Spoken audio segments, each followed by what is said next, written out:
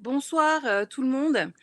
Moi, je vais juste d'abord vous remercier des différentes interventions. J'ai appris plein de choses là. Il y a plein de choses qui percutent dans mon cerveau de façon plus claire et je vous en remercie. Moi, je voudrais juste soumettre à votre sagacité certaines observations et aussi vous poser quelques questions compte tenu du point d'observation que vous avez sur la société. Moi, j'ai trouvé que pendant le premier confinement, euh, la, la, la fin massive de certaines activités et méthodologiquement, ce que nous aurions fait, en gros, et j'exagère le trait bien sûr, si nous appliquions la règle verte. Pourquoi?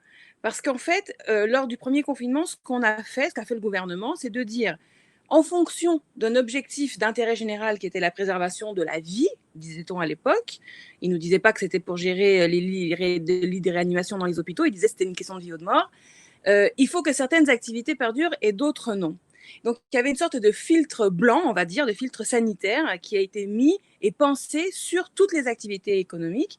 Et c'est vrai que les gens ont plutôt accepté ça, les opérateurs économiques l'ont plutôt accepté, alors que c'est une remise en cause extrêmement puissante de la liberté d'entreprendre, du droit de propriété, et ainsi de suite, tout un tas de choses que classiquement on nous disait qu'il était absolument impossible de remettre en cause.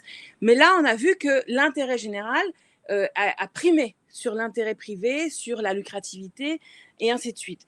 Et je pense que cette démonstration-là qu'on a tous vécue au confinement 1, on doit la garder en tête pour la suite.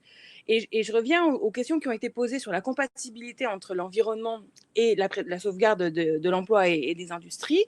Et pour dire que, pour moi, cette méthode de règle verte, dans la mesure où il s'agit de faire la même chose, c'est-à-dire de dénoncer à court, moyen, long terme, très long terme, quelles sont les activités humaines qui sont compatibles avec la préservation du seul écosystème qui permet la vie humaine, eh bien, ça oblige à ce que les leviers de ce choix, c'est-à-dire la capacité de dire, bah, nous, on a besoin de telle machine-outil, on a besoin de telle composante, on a besoin de telle activité de transport, on a besoin de telle activité.